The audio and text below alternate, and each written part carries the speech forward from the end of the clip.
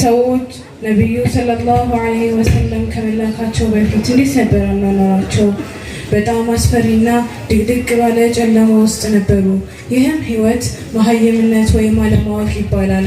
ለዚህም እንደ ተምሳሌት ከተቀመጡ ታሪኮች መካከል ትንሽ እንበል። በዚያ ዘመን ከሚኖሩት ሀያላንና በጣም አዋቂ የሚባሉት ሁለት ሀገሮች ነበሩ። እነሱም ሮም እና ፋርስ ይሰኛሉ። በዚያን ወቅት በ586ኛው ዓመተ ልደት ላይ ትልቅ ስብሰባ ሊካሄድ ታሰበ። የስብሰባው አጀንዳም ሴት ልጅ ሰው ናት ወይስ አይደለችም የሚል አስተሳሰብ ነበር። ለዚያውም የስብሰባው መሪዎች በጊዜው የነበሩ ታላላቅና አዋቂ ተብዬዎች ነበሩ። በመጨረሻም ሰው ነች፣ ግን ወንድን ለማገልገል የተፈጠረች ናት የሚል ድምዳሜ ላይ ደረሱ። እንግሊዝ ውስጥ ከ119 ዓመት በፊት በነበረው ሕግ ላይ አንድ ባል ሚስቱን የመሸጥ መብት የነበረው የመሸጫ ዋጋም ሳይቀር ተቀምጦ ነበር። ይህ አዋቂና ሰለጠንን የሴት ልጅ መብት ተቆርቋሪ ነን ባዮች አስተሳሰብ ነበር። ግን የሚገርመው አሁን በዘመናችን ስልጣኔና እድገት ተብሎ የተያዘው በጠቅላላ የዓለሙ እዝነት ከመላካቸው በፊት የነበረውን ህይወት ስሙን ቀይሮ መድገም ሆነ። የሴት ልጅ ክብር በእስልምና ትልቅ መሆኑ ቅናት የያዛቸው አይሁዶች አንቺ እኮ ተበደልሽ፣ መብትሽንም አጣሽ፣ እንደ ወንዶች ከቤት ወጥተሽ ለፍተሽ አምጪ እንጂ ልብስሽ ደግሞ ቁንጅናሽን ደበቀብሽ እኮ ሲሏት፣ ይህችን ምስኪን የጠላት ምክር ሰምታ እውነት ያዘነላት መስሏት እስልምና ያስቀመጠላትን ጠንካራ ምሽግ ጥላ ወጣች። ያኔ ታዲያ ጠላት ተደስቶ ልክ ከመንጋዋ እንደወጣች በግ ጠብቆ አደናት። የፍሳድና የመበላሻ ዋና በር አደረጋት። ወደ ኋላ መለስ ብለን የአገዛዝ ስነ ስርዓታቸውን ስንመለከተው በጣም ዘግናኝና አስቀያሚ ህይወትን ይኖሩ የነበረና የሰው ልጅ ልክ እንደ ዕቃ ከመጠቀም ውጭ ምንም እድል ያልነበረበት ሁኔታ ነበር። ሰው በእንዲህ አይነት በደልና ጭካኔ ሲኖር በዘመኑ ህግ አስከባሪዎች፣ የህዝብን እንባ አዳማጮች፣ የሴትን መብት ጠባቂ ነን ባዮች የት ነበሩ? የዚህ ሁላ ችግር መፍትሄው ወደ ዓለማቱ እዝነት ሱናና ህይወት መመለስ ነው። ምን ነው እናቶች ታሪካችሁን ረሳችሁ? እስልምናችን ተጠብቆ ወደ እኛ የደረሰው በእናቶች እኮ ነው። በቃ ወደ ጀግንነታችሁ ተመለሱ። ልጆቻችሁን ማንም አያሳድግላችሁ። በስልጣኔ ስም ልጆቻችንን ለሞባይልና ለሶሻል ሚዲያ አሳልፈን አንስጥ። ለምንስ ነው ልጆቻችን ምን ሲሰሩ እንደዋልና የት እንደዋሉ የማያሳስበን?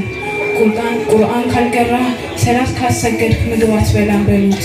አንተ ዓሊም ነው መሆን ያለብህ፣ ሐፊዘል ቁርአን ሙፍቲ ሆነህ ነው ዲኑን መረከብ ያለብህ በማለት ልጆቻችሁን በዲን ተርቢያ አሳድጉ። የታላላቅ ዓሊሞች መሰረት እናታቸው ናት።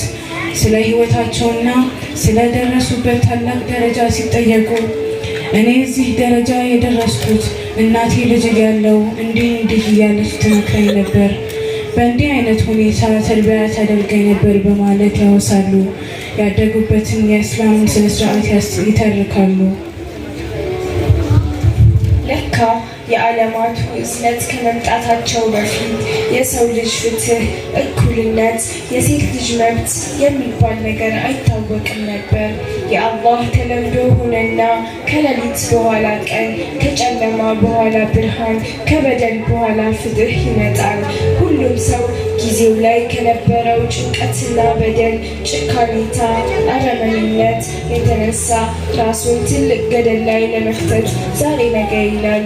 ይህ ሁሉ በእንዲህ እያለ ከዓለማቱ ጌታ ለሰው ልጆች በአጠቃላይ አንድ ትልቅ ስጦታ ተበሰረ።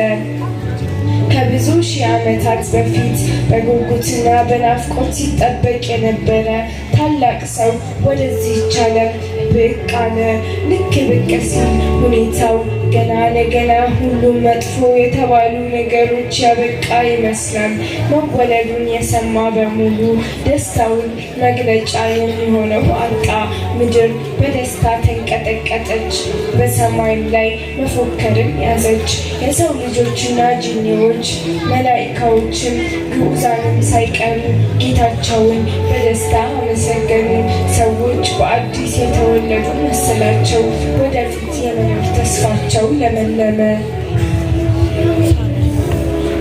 የሰማ ሰው በቦታው ከነበረና ካየው ሰው እኩል አይሆንምና ሰሓባዎች ከምን አይነት ጨለማ ጭካኔና በደል ነቢዩ ሰለላሁ ዐለይሂ ወሰለም እንዳወጧቸው ስለሚያውቁ ከነፍሳቸው በላይ ወደዷቸው። እነሱ በሰላምና በደስታ ከቤተሰቦቻቸው ጋር እየኖሩ ነቢዩ ሰለላሁ ዐለይሂ ወሰለም እሾህ እንኳን እንዲወጋቸው አይፈልጉም ነበር። በፍቅራቸው የሞቱማ ቁጥራቸውን አላህ ይወቀው። በተለይ የሀበሾችማ ልዩ ነው። አንዱ ሰሓባ ከነቢይ ሲርቅ መክሳትን ያዘ። ሌላኛው ሰሓባ ይህ አይኔ ነቢዩን ሰለላሁ ዐለይሂ ወሰለም የማላይበት ከሆነ ምንም አይጠቅመኝም፣ አይኖቼ ይጥፉ አለ። የሀበሻው ሙሐመድ አሕመድማ በነቢይ ፍቅር በጨጉላ ቤት ሚስቱ ረሳ። ሌላኛዋ እንስት ሰሓቢት ገና ጨቅላ ልጇን ይህ ልጅ ወደ ዘመቻ ውሰዱት፣ ሰይፍ መያዝ ባይችልም ከጠላት መከላከያ ጋሻ ይሁንልዎት አለቻቸው። እንዲህ ነው ፍቅር። ፍቅር ማለት እኮ ሰዎችን ከተራነት አውጥቶ ከታላላቅና ካፈቀሩት ጋር ያደርጋል። ለዚህ ነው የእኛ ነቢይ የውመል ቂያማ ሰው ሁሉ ከወደደው ጋር ይሆናል ያሉት። በነገር ሰዎች ቢወዳቸውና በፍቅር ጥግ ደርሰው መስዋዕት ቢሆኑ ምን ይገርማል? እንስሳ፣ አዕዋፋቱ፣ የዱር አራዊቱ፣ ግዑዛን ሳይቀር ሁሉም ወደዳቸው። ድንጋዩ ሰላምታ ያቀርብላቸዋል፣ ዛፉም ስለ ነቢይነታቸው ይመሰክርላቸዋል። የቴምር ግንዱ በናፍቆትና በፍቅር ያለቅስላቸዋል። ግመሏም በባለቤቷ መበደሏን ሳይቀር ነገረቻቸው። የዱር ሚዳቋዋ ልጆችን አጥብቼ እስከሚመጣ ለዚህ ላታሰርኩበት ዋስ ሁኑኝ አሏቸው። ተጠብሶ የቀረበው ስጋ መርዝ አለብን አትብሉኝ አለ። የኡሁድ ተራራማ ወርቅና ብር ይሁንሎት አለ። አጠቃላይ ሰማይ ምድሩ ለፍቅራቸው መግለጫ የሚሆነውን አጣ። የነቢዩ ሰለላሁ ዐለይሂ ወሰለም ማዲህ ወይም አወዳሽ የነበሩት የግብፅ ሁሰይሪ ስለ ነቢይ ተናግረው ጽፈው መጨረስ ቢያቅታቸው እንዲያም ማወደሻ ቃላት ቢያጥራቸው ሙሐመድ እኮ ሰው ነው፣ ነገር ግን እንደ ሰው አይደለም በማለት ገለጿቸው። የሱሪያው የነቢይ ወዳጅ የነበሩት ሼኽ ኢሳ አልበያኒ እንዲህ ብለዋል።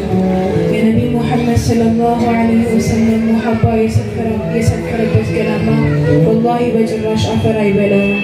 እኚህ የነቢይ አፍቃሪ ሞተው ከ4 ዓመት በኋላ ቀብራቸው ሲከፈት ልክ እንዳሉት ሰውነታቸው ምንም አልሆነም ነበር። ከ8 ዓመት በኋላም ሲከፈት በተመሳሳይ ሁኔታ ሰውነታቸው ምንም ሳይሆን ነበር ያገኟቸው። የሀበሻው ታላቁ ዓሊም ሼኽ ሺሃቡዲን አሕመድ አዳኒ እርሳቸውም እንዲህ አሉ። በዚያ በላይኛው ሀገር ቀድሞ የታጩ ለፍቅር በማለት አወድሰዋቸዋል። የዓለማቱ እዝነት እንዲህ አሉ። ልጆቻችሁን የነቢያችሁን ውዴታ አስተምሯቸው። የዘመናችን የኋላ ቀርነትን መፍትሄና መንገድ ሊያገኝ የሚችለው ነቢያችንን ሰለላሁ ዐለይሂ ወሰለም በመውደድና መንገዳቸውን በመከተል ነው። አንድ ትልቅ ተስፋ ያለው ቃል አውስተን ንግግራችንን እናቁም። ገጠር ውስጥ ከሚኖሩ አረብ መካከል አንድ ሰው ነቢዩን ሰለላሁ ዐለይሂ ወሰለም በድንገት ከርቀት ተመለከታቸውና ድምፁን ከፍ በማድረግ ሙሐመድ አለ። ሰሓቦችን ድምፅህን ቀንስ፣ ነቢዩ ሰለላሁ ዐለይሂ ወሰለም አጠገብ ድምፅህን ከፍ ማድረግ አላህ ከልክሏል አሉት። ሰውየው በጭራሽ ድምፄን አልቀንስም አለ። ነቢዩም ሰለላሁ ዐለይሂ ወሰለም የእሱን ድምፅ አስመስለው እዚህ አለሁልህ አሉት። ከዚያም የውስጡን ጭንቀት መናገር ያዘ። አንድ ሰው ሰዎችን ይወዳል፣ ነገር ግን የሚሰሩትን ስራ በጭራሽ መስራት አይችልም አላቸው። የእኛ ነቢይ በጣም ማራኪና አስደሳች፣ ለሰው ልጅ ትልቅ ተስፋ ባዘሉ ቃላት እንዲህ አሉት። ሰዎች የቂያማ ዕለት ከወደዱት ጋር ነው የሚሆኑት አሉት። ሰሃቦች ይህንን መልስ በሰሙ ጊዜ በደስታ የሚሆኑት ጠፋቸው። እንደዚህ የሚያስደስት ነገር ሰምተን አናውቅም አሉ። የእኛ ተምሳሌት ከሰውየው ጋር አንድ ይመስላል። ነቢዩ ሰለላሁ ዐለይሂ ወሰለም ለመውደድ ደግሞ አብዝተን ሰለዋት እናውርድ። በእኔ ላይ አብዝቶ ሰለዋት ያደረገ የቂያማ ዕለት ለእኔ ቅርብ ይሆናል ብለዋል።